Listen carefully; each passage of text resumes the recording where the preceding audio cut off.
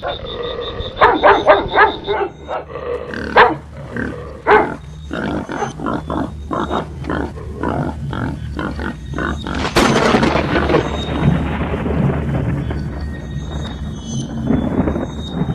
kay uso naman sad karon ang kalagkalag, uso na sad ang mga istorya kabahin sa mga katingalahan nga mga panghitabo nga atong madunggan karon.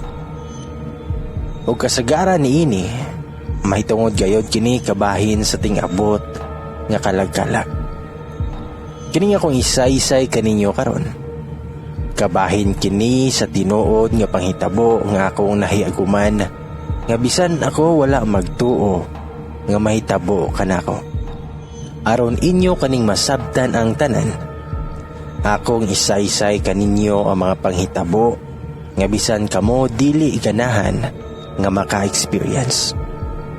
Ako day si Brian. Nagpuyo sa usa ka lugar sa syudad sa Subo ug usa ka tinun-an sa kolehiyo. Usa ko ka tawo nga dili kayo motuo og mga kalag ug mga ungo-ungo tungod lagi sa nagdako ko sa syudad nga puno sa mga tawo o kagubot sa palibot. Apan nagbag-o lang ang akong pagtuo tungod lang sa panghitabo nga dili kayo nako makalimtan sa tibuok nakong kinabuhi. Usaday ko katinun-an sa engineering sa usa ka universidad diri sa Subo.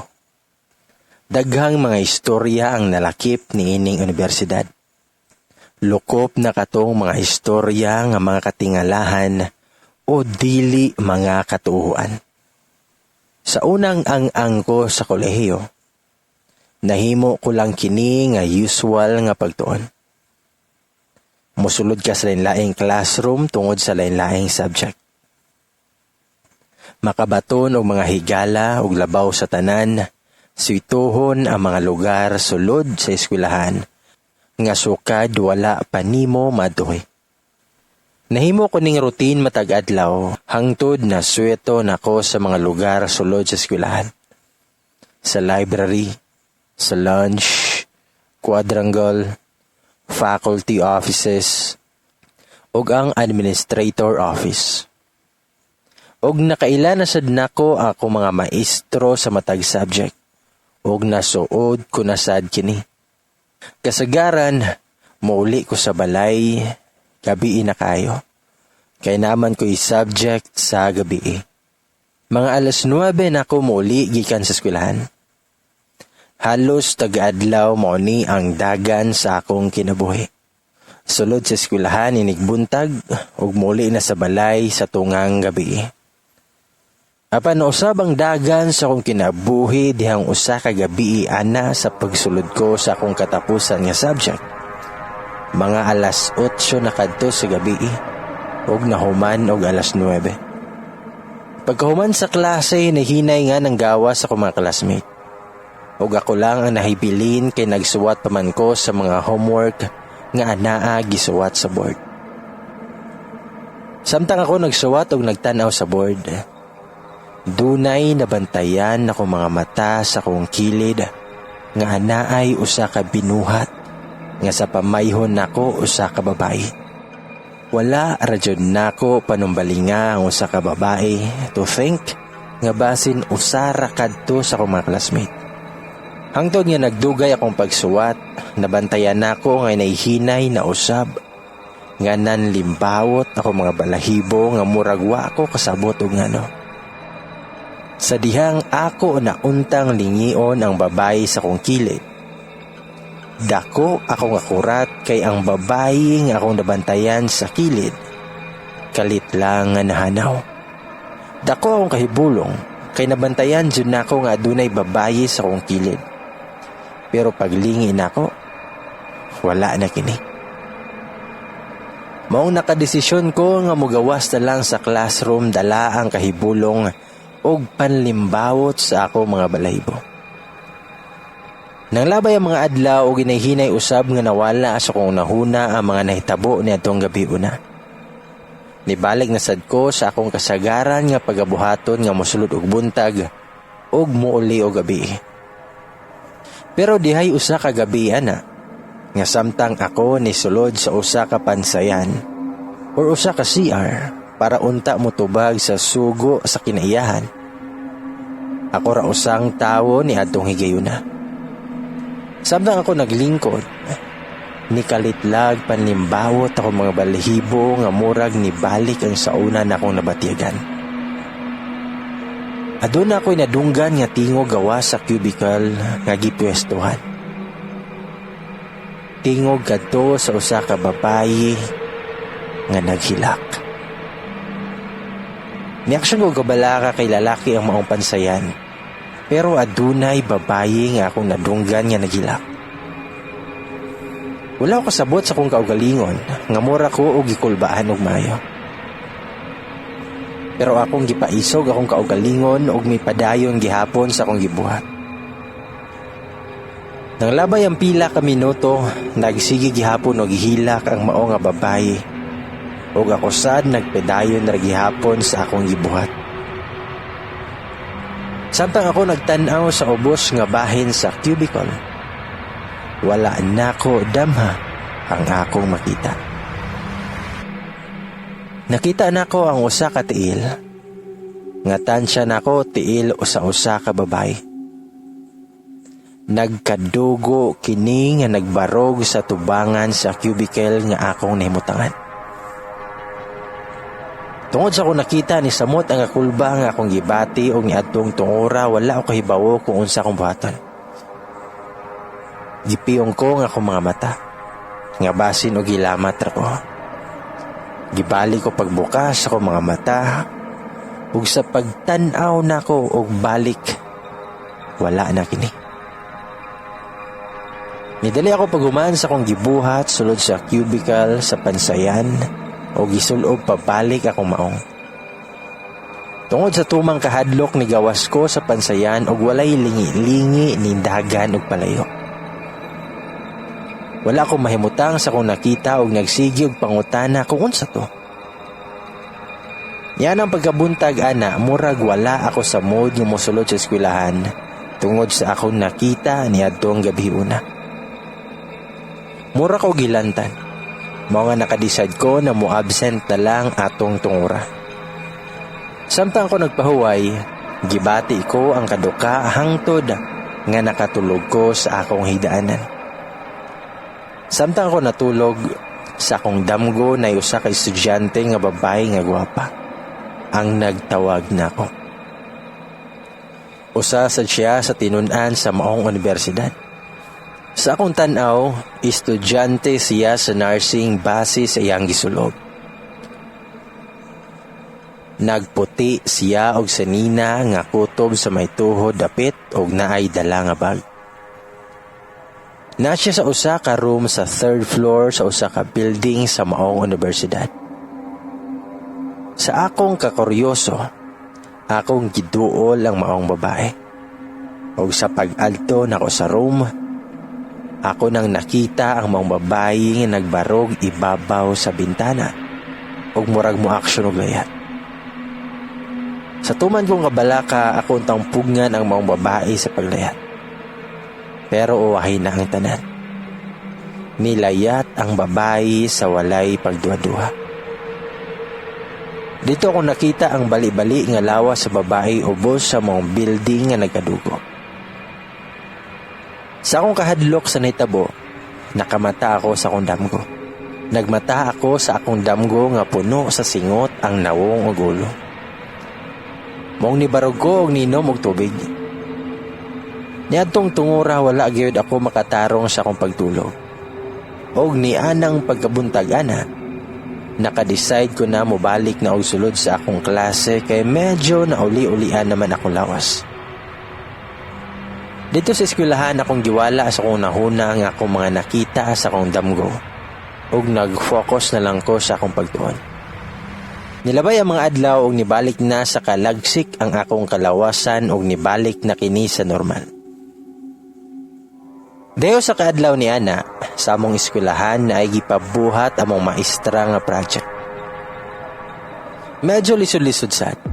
Mao nang naabtan mi og gabi sa room. Tungod sa kakapoy ni decide ako mga classmate nga manggawas usa kay mopalit og pagkaon kay gigutom. Niadtong tungura ako na lang nahibilin sa murom. Samtang ako nagbuhat sa mong project, aduna ako'y nadunggan nga tingog sa usa ka babae. Naghilak ini. Murag sa kong tan-aw na dapit sulod sa cubicle sa among maestra. Tungod sa akong kakuryoso kung giadto ang cubicle sa among maestra para tan-awon kung kinsang naghilak. Samtang ako nagpaduol sa nimutangan sa cubicle, nagkakusugsad ang kulba sa akong dughan, unya nanimbawot ang akong balahibo. Dihang nana ko sa cubicle, akong gitulod ang pultahan ini. Unya sa akong pagtulod ni sugat sa akong pananaw ang usa ka babae nga nagbarog. Nagkadugo ang nawong ug lawas ni ini ug nagdugta na. Itanaw kini kanako nga naghilak og nangayo og tabang. Tungod sa akong tumang kahadlok, nagkurog ko nga murag wala kalihok sa akong gibarugan. Nakita sad nako ang nagkadugo nga babaye nga murag naglakaw paingon kanako.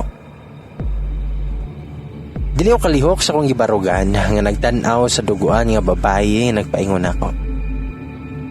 Nakahinumdum ko sa gisulti sa akong lola sa una nga kung naa gani kay makit-an nga mga kalag, imo lang ipiyong ang imong mga mata. Pumoto akong gibuhat, akong gipugos pagpiyong nga akong mata, bisan nagkurog nako sa kahadlok. Bisan og nagpiyong nako, nadunggan lang gihapon nako ang babaye nga naghilak nga nangayo og tabang nga murag nagkaduol lang tingog.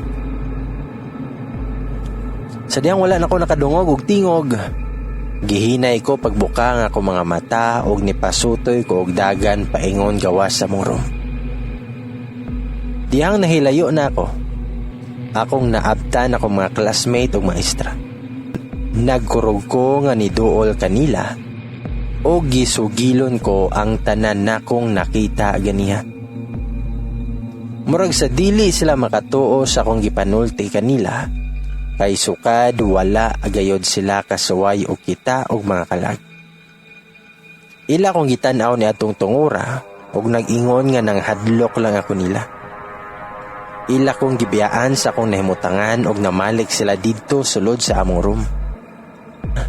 Nahibilin na lang ko usa sa akong nahimutangan nga nagkurog gihapon tungod sa tumang kahadlok. Mao nga nakadecide ko na muli na og dili na mobalik pag-usab sulod sa among room. Pagkabuntag niya na sa akong pagbalik sulod sa eskwelahan, nagpangutan ako sa mga tao nga dugay na nga nagtrabaho dito sa eskwelahan. Og dinhi akong naila-ila sinang sising. Dito akong gisugilon kaniya nga akong mga nakita mahitungod sa usa ka babaye nga nagkadugo og nangayo og tabang.